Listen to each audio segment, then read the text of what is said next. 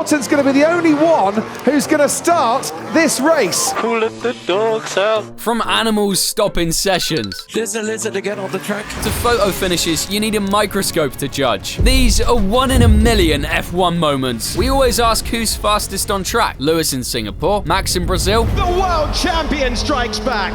Max Verstappen wins the Sao Paulo Grand Prix in 2024. Nah, Perez on the brakes. I mean, come on. What even are we without those unpredictable, ridiculous, sometimes adorable little creatures that barge into our lives just to leave behind a memory we'll carry to the grave? Just like in Bahrain, back when everyone was wearing masks, barbecues were happening on track, and Ferrari were fucking up harder than ever. Charles Leclerc!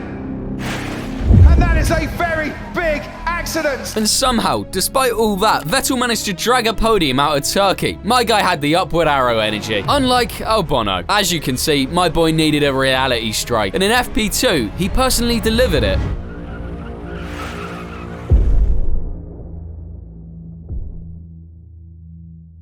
This hurts to watch. Marshals took 10 minutes to clear all the debris, and once the session restarted, everyone assumed things would go back to normal. Wrong. Barely moments after the cars got rolling again, another red flag was thrown. Yeah, a full-speed, four-legged, tail-wagging missile just sprinting across the straight like it was going for pole. Nobody knew where the hell it came from, but there it was, on the timing screen, possibly outpacing Latifi. And then Seb, bless him, gets on the radio and drops the punchline. Who let the dogs out?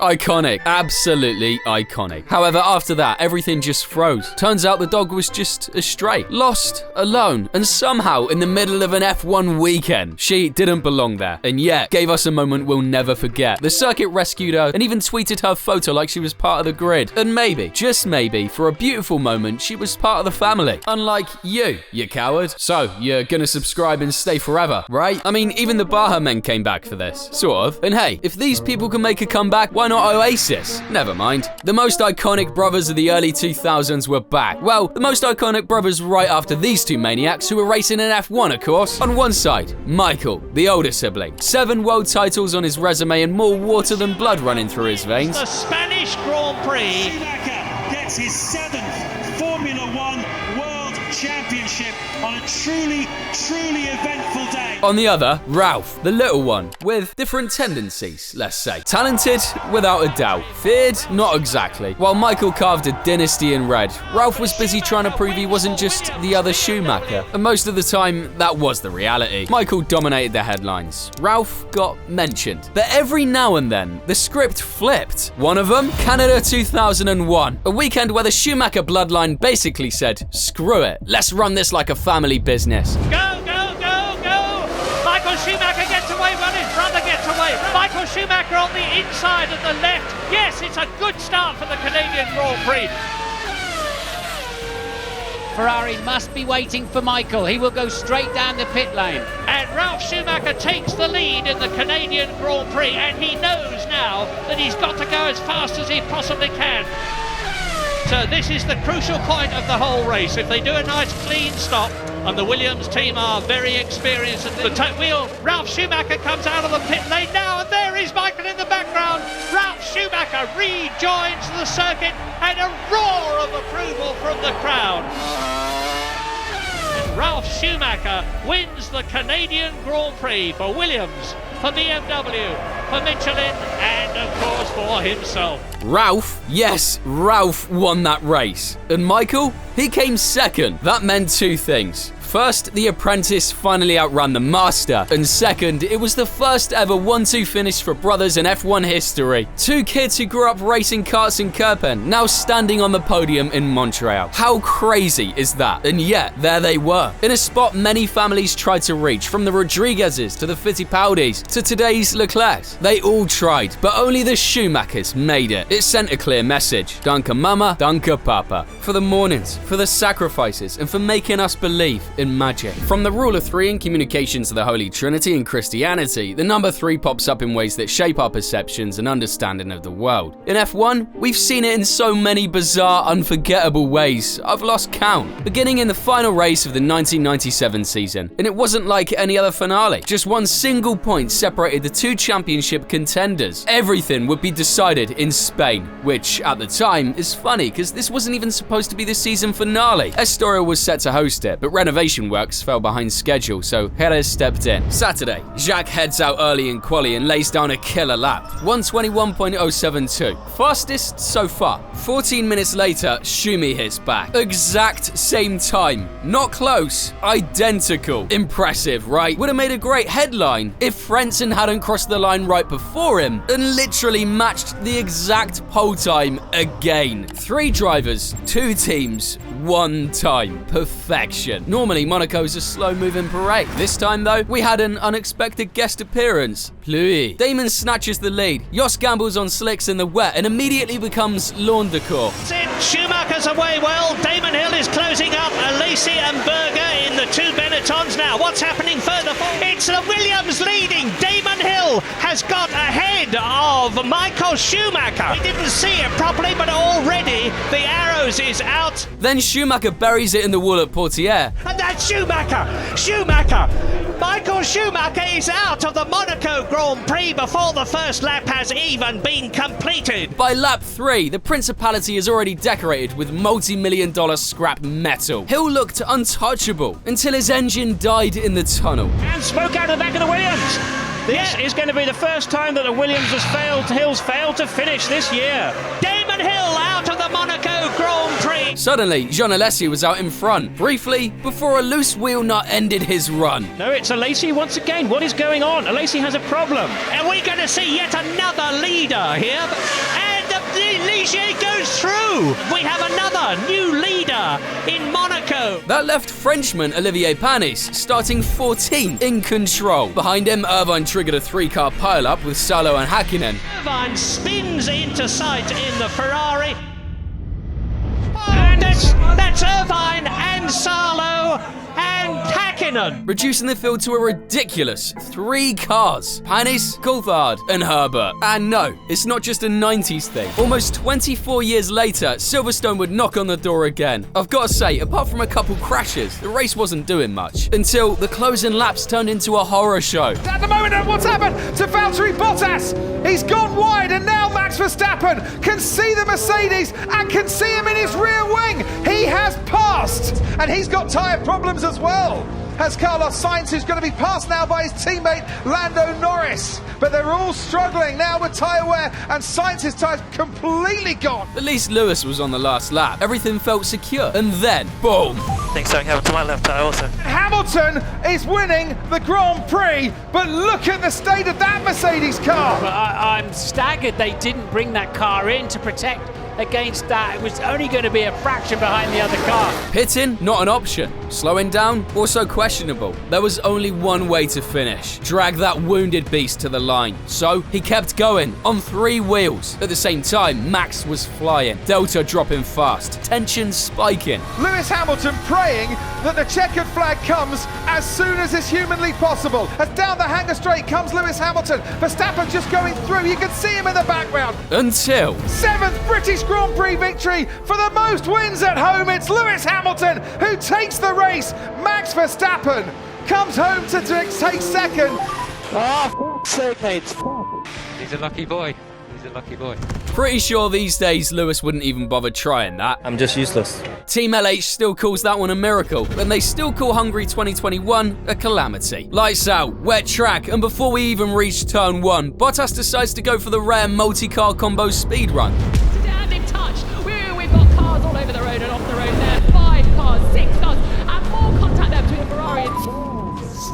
Sorry, guys. The man dives into the corner with all the grace of a shopping trolley on ice, locks up, skates straight into Norris, and triggers the kind of chain reaction you usually only see in Domino's videos on YouTube. Red flag, everyone's confused. The pit wall's on fire. Then came the restart. Conditions dried up during the red flag, so naturally everyone switched to slicks. Every driver except one. Hamilton's going to be the only one who's going to start this race. Well, the rest have all got to wait in the pit lane until Hamilton goes past, and then they can rejoin the race. What Hamilton needs to do here is to get as far ahead as possible. It looked like the game had glitched and forgotten to load the rest of the field. Lights out, and Hamilton launches into his Ghosts? For Lewis Hamilton only, the race leader is the only driver who's not come into the pit lane to change tyres. Now he can race full blast down towards turn 1, there's nobody behind him, and through he goes. 1 lap later, he pits for slicks, rejoining dead last, and that's when the fun begins. Esteban Ocon takes the lead. Sebastian Vettel goes through. When Hamilton comes out into this race, he's now going to field right at the back, because that's where he is. He started carving through the field, late dives, perfect exits, surgical overtake, all pulled off with flawless execution, until the legend himself appeared. Gen Z calls him El Nano. Going out of turn 1, Hamilton trying to go around the outside, here into turn 2, does brake later this time, not late enough. Alonso stays ahead. Alonso somehow is keeping Hamilton at bay. This is incredible. Comes Hamilton, he just backed off a little bit too early, but Alonso has locked up. This is Hamilton's chance. It has been coming for a few laps now. You can hear the cheers from the crowd. Hamilton is up in the 4th place, but he's still got to defend it. Alonso tried to go round the outside, wasn't quite alongside him, and Hamilton is now released from behind the Alpine. By the time the checkered flag fell, Hamilton was P2, from dead last. And yeah, he nearly rode in Esti Besti for the win, but Alpine held on, and Ocon delivered the biggest flex of his life. Esteban Ocon is going to be a Grand Prix winner in Formula 1. Ocon wins the Hungarian Grand Prix. It was messy, it was magical, and it was the kind of performance that felt like a love letter to his idol, Ayrton Senna. Donington, 1993. Cold, wet, brutal. The sort of day where half the grid's already praying for a safety car before turn 1. But Senna, different story. European Grand Prix. Prost gets away well, so does Hill, so does Schumacher. Wendlinger is coming up well. Senna is crowded out and is down to 5th position. And Ayrton Senna is up to 4th position ahead of Schumacher and challenging Wendlinger as they go round the right-hander into the old hairpin. Senna is up to 3rd. Mention at Redgate, he's going inside Damon Hill, and Senna into 2nd place already. And Senna goes through into the lead. He's passed Alain Prost, so the McLaren leads. While everyone else was tiptoeing like it was black ice, he was 2 corners ahead, both in his head and on the stopwatch. He started 5th, and by the end of the 1st lap, he was in 1st. Not because of a crash or a lucky pit call. He passed 4 world-class drivers like it was nothing. Just clean, surgical overtakes on a track that was sketchy AF. Here's the crazy part. Senna wasn't even in the best car. His McLaren had a Ford V8 engine, which was decent, but nothing special. Meanwhile, Prost and Hill were driving the Williams Renault, easily the fastest and most advanced car on the grid that year. That thing was the F1 version of a cheat code. By the time the rain let up, he'd lapped everyone except Damon, who was running 2nd. Let me repeat that. Everyone. That's not dominance. That's a public execution. And then came lap 57. He ramps up the pace, dives into the pit lane, only to find his crew completely unprepared. So he just blasts straight through without stopping. Senna is coming into the pits. Ayrton Senna now he can come into the pits and take an enormous amount of time. He's gone straight through. What on earth is happening? That lap, fastest of the entire race. My guy wasn't human that day. Oh, and guess what trophy he got for all of that? A gold Sonic statue. Am I the only one who thinks that's epic? Every driver probably remembers their first crash, except Maldonado. Drifting, and there it's gone. Oh, they do touch! He's probably lost count. However, Sebastian Buemi, well, he surely remembers the day his car decided to quit life. Not a single warning before. He's heading into turn 14 in China 2010. Then suddenly, boom.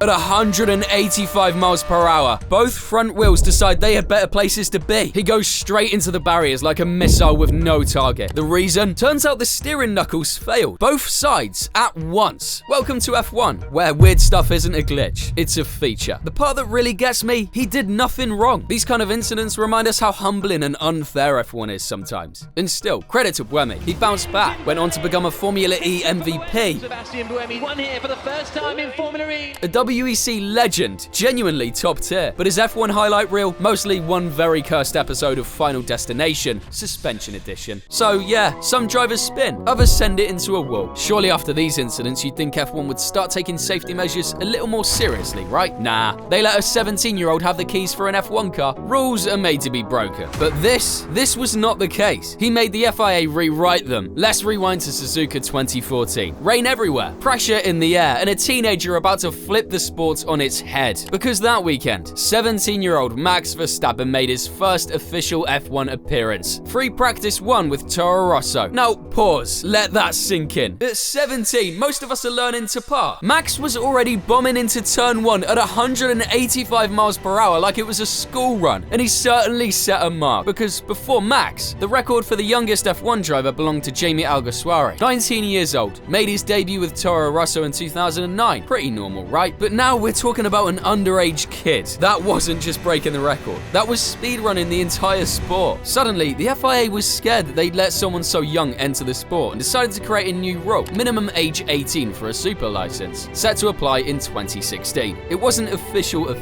but everyone called it the Verstappen rule. And boy, he took it seriously, because just 2 years later in Spain 2016, he won his first race. The sun is out, the smiles will be out. At 18 years and 227 days old, Max Verstappen wins a Formula One Grand Prix, wins the Spanish Grand Prix, and is the youngest driver ever to win a Formula One World Championship Grand Prix. Youngest winner in F1 history. However, as we've seen so many times before, the FIA eventually had to back down. After a decade, in 2024, a promising young prospect, also 17, was getting ready for that F1 license before driver's license energy. Mercedes Junior Kimi Antonelli. Except, he faced a wall Max accidentally built. So, the FIA did it again. New rule after a request to consider a little change. If you're under 17, but we think you're mature enough, you're in. Kind of a custom exception for the Italian. And he made it count. Miami 2025, Kimi takes sprint pole. Youngest ever at 18 too. Kimi Antonelli gets ahead of all of them! The 18-year-old from Italy is the lead car! Against a full grid of winners and hype trains, it wasn't luck, that was composure under pressure. Seems like a mindset every young driver has. Just like Max, he didn't show up to participate. He came to make history. And if there's one thing Italians know how to do, it's leave a mark. From the great Italian food to the racing track. Speaking of which, let's talk about Monza, the place where slipstream is not a tactic. It's a matter of survival. At Monza 1971, that wasn't a race. That was a full-on speed riot at 150 miles per hour. They were pure lunatics in rockets refusing to lift, breathe, or blink for 55 laps straight. Back then, there were no chicanes, no fuel saving, no tire strategies, no pit windows that made you say, trust the plan. The good old racing. They just sent it every single lap. I mean, the average speed was 150.75 miles per hour, and that race was everything we dream about seeing in F1 today. I'm serious. 5 drivers, Gethin, Peterson, Sever, Hailwood, Ganley, all stuck in one giant tornado of slipstreams. They weren't just overtaking once every few laps, they were even switching positions multiple times per lap. Genuinely, if you sneezed, you missed a pass. There were more than 25 lead changes, not over the whole race, but within laps. Now picture this. Final lap, 5 cars all charging down the straight, nobody backing off, engines screaming. Peter Gethin nails the toe like an absolute MVP and crosses the line 0.01 seconds ahead of Ronnie Peterson. That's more than a photo finish, that's a glitch in the Matrix. And the best part, the top 5 was separated by just 0.61 seconds. This was Gethin's only F1 win ever, by the way. Dude came in, dropped the clutchest dub in history, and said, peace. There was no drama, no excuses. Just 5 maniacs going full throttle, and somehow it ended clean. Nothing compares to a close finish in a race. What's worse, losing a title by 1 point, or losing it because the rules got reinterpreted mid-race. Let's start with Brazil 2008. Felipe Massa was having the drive of his life. Pole, race lead, untouchable. Massa on the left, Trulli on the right. Look out for Hamilton on the pit wall side. It's a cautious getaway from Hamilton. He's running down. Raikkonen is in front of him, and Hamilton is safely through turn 1. Massa is away and clear. He takes the checkered flag. He comes through to claim his 6th victory of the season. He has done everything he needed to do. The crowd screaming like crazy. 17 years waiting for another Brazilian world champ. In Brazil, at home. You could hear the roar through through your TV. But just a few corners back, Lewis Hamilton, who dropped to P6 earlier, was still fighting. The track was wet, tension through the roof, and Timo Glock was somehow still out there on slicks, skating around, and suddenly, boom.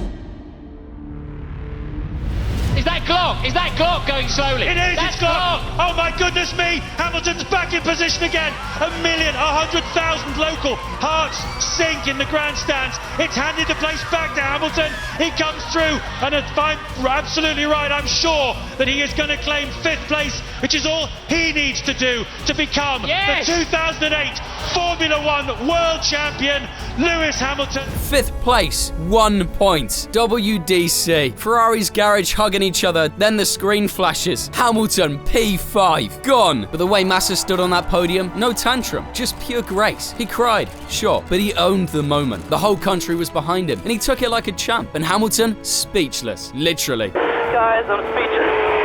I'm speechless. And James Allen tried to describe the moment. You will never see a more dramatic conclusion to any motor race, let alone a Grand Prix, than that. And the result of it all is that Lewis Hamilton is the world champion. However, he didn't know how wrong he was. 2021 Abu Dhabi. Now it's Hamilton in control. 7-time champ, cruising towards number 8 after a dominating race. Verstappen, quick, but not quick enough. Out of nowhere, Nicholas Latifi crashes. Oh no! Nicholas Latifi has crashed. Safety car? Yeah. Standard procedure? Not quite. What's the situation behind me? So, situation is, Verstappen has pitted. He had a free pit stop. Is he right behind me? He will be. Michael Massey only lets the lapped cars between Max and Lewis unlap, leaving the rest in place. Everybody up to Vettel are allowed to overtake Hamilton. Lapped cars to overtake the safety car. Suddenly, Max, who's on fresh softs, is right behind Lewis with old hards. 1 lap left. The race went from chess to checkered in seconds. Turn 5, Max dives in, takes the lead. Is Verstappen far enough back? He's going to make the lunge down the inside. Hamilton sees him coming. It's a late lunge by Verstappen, who takes the lead of the race. Verstappen now snatches the championship trophy from Lewis Hamilton. They have shared a brilliant championship battle. Oh my God.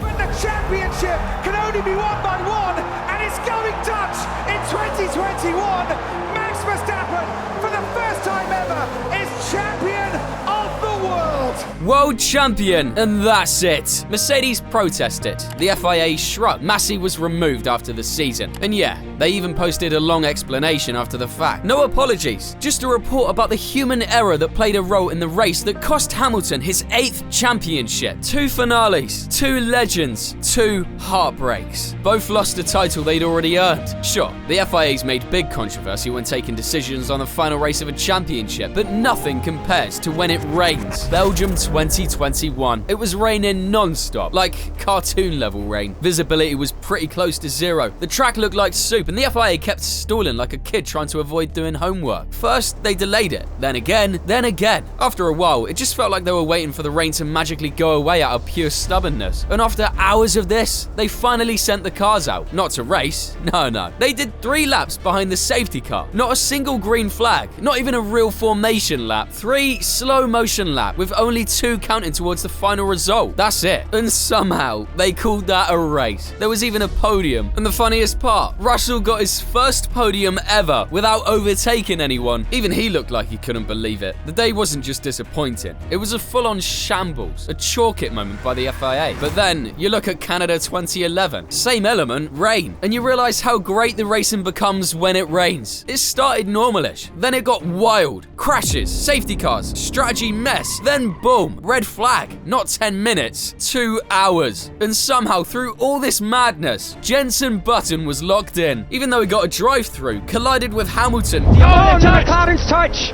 That is, Lewis Hamilton obviously with suspension damage, puncture. Pitted 6 times and was running dead last at one point. He went full clutch mode, started making moves, picking off cars, lap by lap. By the time he got behind Vettel, you could feel something coming. Final lap, Seb cracks, runs wide. Jenson Button driving for his life, driving for the victory. Has Vettel got what it takes to hold him off?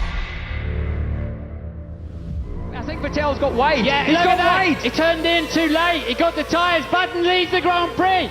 Sebastian Vettel turned in. Button takes the lead and wins. Into the pit straight. He wins a brilliant race. It's a sensational drive for Button. What a victory. He led for literally half a lap. That's it. That's the win. Straight up felt like the script of a movie. That was F1 at its most chaotic and its most beautiful. Because sometimes it only takes one lap or none at all to become a legend in the most unpredictable sport on Earth. And what else could be more unpredictable than woes? That's right, nothing. So make sure to watch my latest video on those legends. And as always, thank you for watching.